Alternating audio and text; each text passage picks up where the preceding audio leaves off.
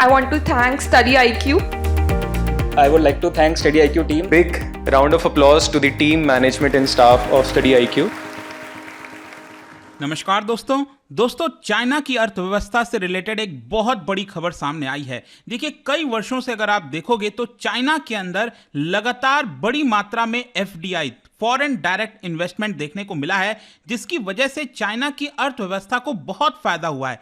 लेकिन मैं आपको बता दूं, एक समय था जब एक क्वार्टर के अंदर, मतलब 3 महीना का जो क्वार्टर होता है, जैसे जनवरी, फरवरी, मार्च, तो जैसे ये लेटेस्ट वाला अगर हम क्वार्टर की बात करें, अगस्त, सितंबर, अक्टूबर, तो इस तरह से जो अलग अलग क्वार्टर्स होते हैं, एक एक क्वार्टर में चाइना में $100 बिलियन का एफडीआई आया करता था। सोच के देखिए, जो भारत में साल भर में आता है वो अकेले एक क्वार्टर में आता था, वो अब नेगेटिव हो गया है। मतलब एफडीआई आने के बजाय एफडीआई वापस जा रहा है। ये खबर आई है, ये आप देख सकते हो, FDI into China turns negative for the first time. और इसी के बारे में आपसे डिस्कस करूंगा, चल क्या रहा है चाइना के अंदर, नंबर्स क्या है, इकोनॉमी का क्या हाल है, काफी कुछ जानने को है। चलिए आगे बढ़ते हैं, लेकिन उससे पहले ध्यान रखिएगा, आप में से जो भी लोग यूपीएससी की तैयारी कर रहे हैं, एक ऐसा बैच चाहते हैं जिसके अंदर प्रीलिम्स, मेंस, इंटरव्यू, ये सब कुछ आपको मिलेगा, लाइव क्लासेस, पर्सनल मेंटरशिप के साथ। सिंपली हमारे वेबसाइट ऐप पर जाना है, कमेंट सेक्शन में इसका लिंक है, और यूज करना है कोड अंकित लाइव। ये कोड इस्तेमाल करने से आपको मैक्सिमम डिस्काउंट मिलता है। और ये आप देख सकते हो, हमारा हिंदी बैच 10 नवंबर से स्टार्ट हो रहा है, इंग्लिश वाला बैच 15 नवंबर और इंग्लिश बैच 17 नवंबर। जो भी आप चाहिए ले सकते हैं। और इसके अलावा अगर आप एमसीक्यूज अटेम्प्ट करना चाहते हैं तो मेरे इंस्टा पेज पर जा सकते हैं, वहां पर स्टोरीज में जितने भी एमसीक्यूज हैं उसको आप अटेम्प्ट कर पाएंगे। तो चलिए शुरुआत करते हैं, और सबसे पहले ये देखते हैं कि एग्जैक्टली हुआ क्या है, खबर क्या आई है। देखिए, जो मेजर होता है फॉरेन इन्वेस्टमेंट का चाइना के अंदर, वो नेगेटिव हो गया है for the first time since records began in 1998। मतलब 1998 में रिकॉर्ड रखना स्टार्ट किया गया था। तो 25 साल में कभी भी चाइना में नेगेटिव नहीं हुआ है एफडीआई। और एफडीआई आपको पता है ना कितना इंपॉर्टेंट होता है किसी देश के लिए, क्योंकि ये ऐसा नहीं है कि कोई पैसा अचानक से आया और फिर वापस ले गए 6 महीने के अंदर, साल भर के अंदर, ऐसा नहीं है। एफडीआई लॉन्ग टर्म के लिए होता है, एसेट के अंदर लगाया जाता है, कंपनीज को बिल्ड करने के लिए लगाया जाता है। तो जब भी किसी देश के अंदर एफडीआई आता है तो वो उस अर्थव्यवस्था के लिए काफी फायदेमंद होता है। तो चाइना में आप देख सकते हो यहां पर इस ग्राफ के माध्यम से 1998 से ये हमेशा पॉजिटिव में रहा है, राइट। और स्पेशली यहां पर आप देख सकते हैं 2005-6 के बाद से एफडीआई कितनी बड़ी मात्रा में आया है। कई कई क्वार्टर ऐसे हुआ करते थे। ये एक क्वार्टर का दिखा रहा है, मतलब ये एक बार जो आप देख रहे हो ना, ये एक क्वार्टर मतलब 3 महीने के अंदर। तो ये आप देख सकते हो, कुछ क्वार्टर्स तो ऐसे रहे हैं जहां पर $100 बिलियन के एफडीआई आपको देखने को मिलेगा। लेकिन अब यहां पर देखिए, ये जो लास्ट वाला आप लाइन देख सकते हो, बार देख सकते हो, ये नेगेटिव हो गया है। ये बेसिकली जो लास्ट क्वार्टर गया है ना, अगस्त, सितंबर और अक्टूबर, सॉरी, या तो आप इसको जुलाई, अगस्त, सितंबर कह सकते हैं, जुलाई, अगस्त, सितंबर, क्योंकि फोर्थ क्वार्टर हो जाएगा आपका अक्टूबर, नवंबर, दिसंबर। तो हम बात कर रहे हैं जो थर्ड वाला क्वार्टर है, जुलाई, अगस्त, सितंबर। यहां पर जो एफडीआई है ये नेगेटिव हो गया। और कितना नेगेटिव हुआ है? That is $11.8 billion. ये चाइना की अर्थव्यवस्था से वापस गया है, ये चाइना की अर्थव्यवस्था में नहीं आया है, ठीक है। तो ये बहुत बड़ी खबर है और चाइना के लिए बड़ा झटका है, there is no doubt about that. Question यहां पर यह है कि इसका कारण क्या है, रीजन क्या है। देखो, यहां पर जो इकोनॉमिस्ट हैं उनका कहना है कि देखिए, जो एफडीआई कम हुआ है वो रिफ्लेक्ट करता है कि जो फॉरेन कंपनीज हैं वो चाइना के अंदर निवेश नहीं करना चाहती। या फिर मान लो अगर मैं कहता हूं कि चाइना में ऑलरेडी बहुत सारी कंपनीज थी, फॉरेन कंपनीज थी, तो जो उनका प्रॉफिट होता है, तो यूजुअली क्या होता था कि वो प्रॉफिट उसको वापस से चाइना के अंदर इन्वेस्ट कर देते थे।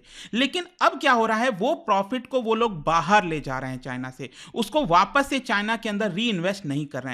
तो ये एक सबसे बड़ा इंडिकेटर है एक तरह से, जब भी एफडीआई कम होता है। यहां पर जो इंटरनेशनल फर्म्स हैं, स्पेशली यूएस की बहुत सारी जो कंपनीज हैं चाइना में, वो कहीं ना कहीं अपने सप्लाई चेन को डाइवर्ट कर रही हैं, ऑल्टरनेटिव देख रही हैं चाइना से।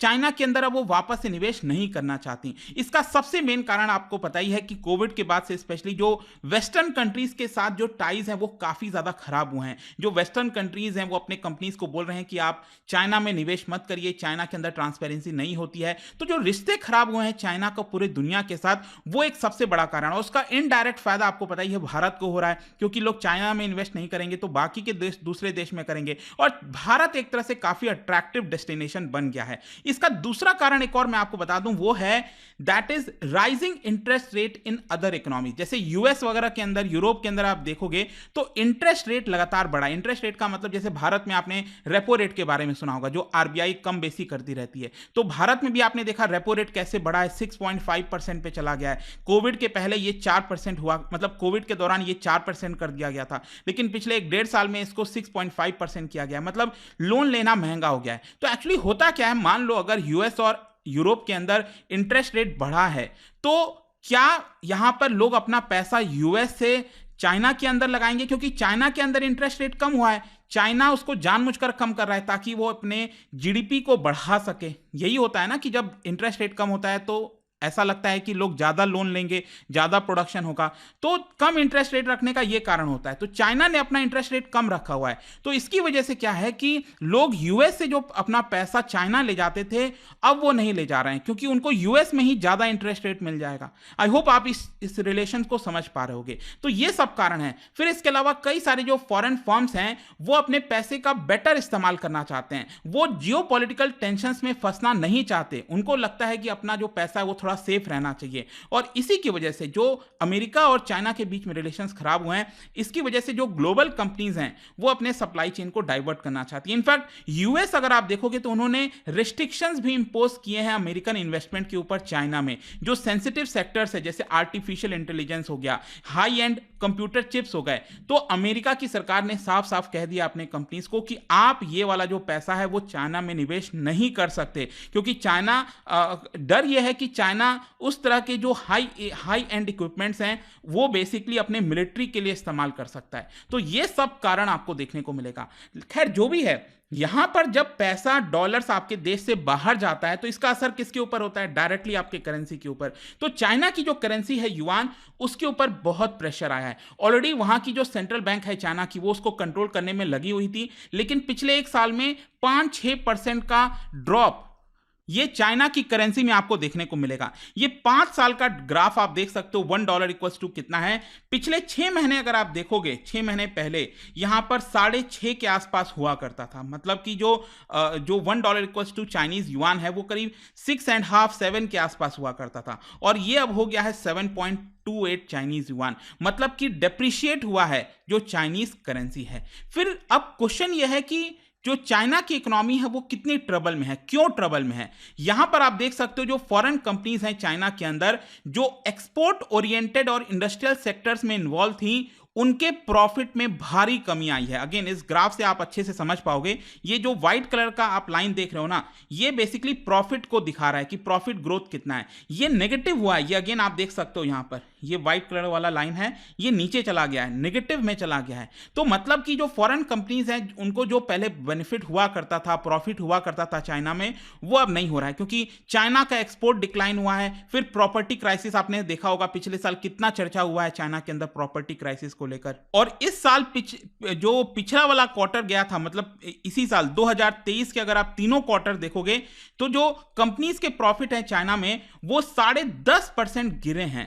तो ये सारे कारण हैं जिसकी वजह से कंपनीज अब चाइना में निवेश नहीं करना चाहती, और इसीलिए जो कई इकोनॉमिस्ट हैं, एक्सपर्ट्स हैं, उनका कहना है कि जो बैलेंस ऑफ पेमेंट डेटा है वो शो कर रहा है कि लोग इन्वेस्टमेंट नया ना करके डाइवेस्टमेंट करना चाहते हैं, वो अपना इन्वेस्टमेंट निकालना चाहते हैं। और ये बहुत ज़्यादा कंसर्निंग है चाइना के लिए, और चाइना जब तक बहुत स्ट्रांग मेजर्स नहीं लेगा, सपोर्टिव मेजर्स नहीं लेगा, ये वापस से बैक नहीं होगा, ये लगातार आपको डिक्लाइन देखने को मिलेगा। अब क्वेश्चन यहाँ पर ये भी आपके मन में आएगा कि चाइना की इकोनॉमी तो काफ़ी स्ट्रांग हो गई है, उनको एफडीआई की क्यों ज़रूरत है? देखो, चाइना जो है इन्वेस्टमेंट बाय इंटरनेशनल कंपनीज, इसको एक बड़ा टूल मानता है जिसके माध्यम से वो इकोनॉमी को अपनी सुधार सकता है। मतलब कि पिछले 2-3 दशकों में अगर आप देखोगे चाइना में जिस तरीके से एफडीआई आया है, फॉरेन इन्वेस्टमेंट आया है, वो एक बड़ा कारण है जिसकी वजह से चाइना ग्रो कर पाया। अदरवाइज चाइना की इकोनॉमी आज के डेट में इतनी स्ट्रांग नहीं होती। और इसीलिए आप देखिए आज भी भारत जो है कोशिश कर रहा है कि यहां पर ज्यादा से ज्यादा एफडीआई भारत के अंदर आए, ज्यादा से ज्यादा टेक्नोलॉजी आए,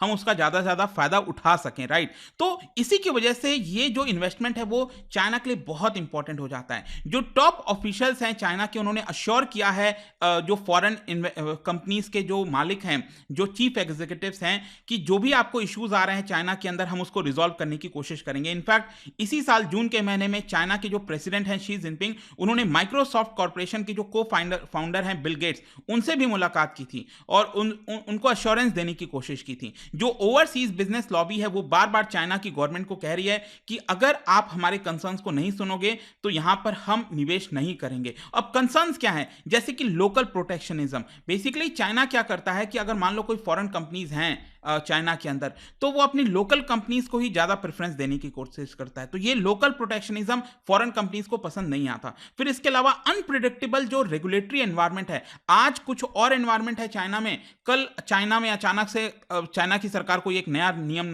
ला देगी, रूल्स ला देगी, तो वो अनप्रिडिक्टेबिलिटी हो जाती है जो कि इन्वेस्टमेंट के लिए सही नहीं है। फिर इसके अलावा नेशनल सिक्योरिटी कंसर्न का हवाला दे दिया जाता है और कंपनीज के ऊपर क्रैकडाउन किया जाता है, इन्वेस्टिगेशन किया जाता है, तो वो इन्वेस्टमेंट के लिए कहीं ना कहीं सही नहीं होता और इसी की वजह से यहां पर जो फॉरेन कंपनीज हैं वो परेशान हैं। अब मैं आपको बता दूं ये सिर्फ एफडीआई की बात नहीं है। अगर आप पोर्टफोलियो इन्वेस्टमेंट की बात करें, देखो एक होता है एफडीआई जो मैंने आपको पहले ही बोला लॉन्ग टर्म के लिए निवेश होता है। फिर दूसरा यहां पर जो पोर्टफोलियो इन्वेस्टमेंट होता है जो शॉर्ट टर्म के लिए होता है, जैसे कि भारत की जो शेयर मार्केट है उसमें 6 महीने के लिए पैसा आया फिर तुरंत निकल गया, प्रॉफिट वो लोग कमाते हैं और फिर अपना पैसा ले जाते हैं, शॉर्ट टर्म के लिए आता है, तो उसमें भी आपको गिरावट देखने को मिलेगा। फॉरेन फंड्स ने लगभग 172 बिलियन युआन का जो शेयर्स है चाइना में वो सेल करके अपना पैसा वापस ले गए हैं। इनफैक्ट कई सारे फॉरेन इंस्टीट्यूशनल इन्वेस्टर्स जो बॉन्ड होता है चाइना की बैंकों का, उसमें वो लोग निवेश करते हैं। तो आप देख सकते हो 2021 में जो वैल्यू थी उनके इन्वेस्टमेंट की वो 4 ट्रिलियन युआन थी और वो अभी घटकर हो गई है सिर्फ 3.19 ट्रिलियन युआन। तो बड़ी गिरावट आई है ना, मतलब लगभग 20-25% का यहां पर आपको गिरावट देखने को मिलेगा। तो हर तरफ से चाइना की इकोनॉमी में डाउनफॉल हो रहा है। अल्टीमेटली कंक्लूजन क्या निकलता है? देखो बीजिंग इस चीज को रोकने के लिए बहुत कोशिश कर रहा है, कई सारे इकोनॉमिक चैलेंजेस हैं, लेकिन सारे एफर्ट्स इस समय चाइना के फेल हो गए हैं इन्वेस्टर्स को अश्योर करने के लिए। इनफैक्ट मैं आपको बताता हूं 2018 में शी जिनपिंग ने चाइना इंटरनेशनल इंपोर्ट एक्सपो इसको स्टार्ट किया था, एक एनुअल इवेंट है जो कि अभी संडे को ही वापस से स्टार्ट हुआ है। लेकिन European union chamber of commerce जो चाइना में है उन्होंने इस चीज को क्रिटिसाइज किया और कहा है कि बस ये एक गिमिक है, एक शोकेस की तरह दिखाने की कोशिश की जा रही है, अदरवाइज इसमें कोई बहुत ज्यादा मजबूती नहीं है। तो ये सारी चीजें हो रही हैं दोस्तों। आई होप कि इस वीडियो से आपको काफी कुछ जानने को इसमें मिला होगा। और जाने से पहले एक इंटरेस्टिंग क्वेश्चन, क्या बता सकते हो भारत के अंदर banks can accept interest free deposits in which of the following? मतलब जब आप पैसा अपना बैंक में जमा करते हो किसी भी अकाउंट में, चाहे current, savings, demand deposit, term deposit, तो उस पर आपको पता ही है कि जो बैंक है वो इंटरेस्ट देती है। लेकिन भारत में क्या नियम है कि बैंक किस अकाउंट में जरूरी नहीं है कि आपको वहां पर इंटरेस्ट दे, वो इंटरेस्ट फ्री भी डिपॉजिट कर सकती है। ये आपको बताना है। इसका राइट आंसर आप सबको पता है, मेरे इंस्टाग्राम पर तो मिलेगा ही, वहां पर अगर आप नहीं हो कोई बात नहीं, टेलीग्राम से ले सकते हैं इसका सही उत्तर। मैं कई सारे जो एमसीक्यूज हैं वो यहाँ पर स्टोरीज में डालता रहता हूँ। बाकी अगर आपको पीडीएफ चाहिए तो टेलीग्राम पर आइए, अलग अलग सोशल मीडिया पर आप जुड़ पाओगे। और जैसा मैंने आपको बताया यूपीएससी की अगर आप तैयारी करो, कोई भी बैच लेना चाहते हैं, just use this code Ankit live to get maximum discount. And I hope कि वीडियो आपको पसंद आया होगा। मिलता हूं आपसे next time, till then thank you very much, see you soon. Study IQ IAS, अब तैयारी हुई अफोर्डेबल।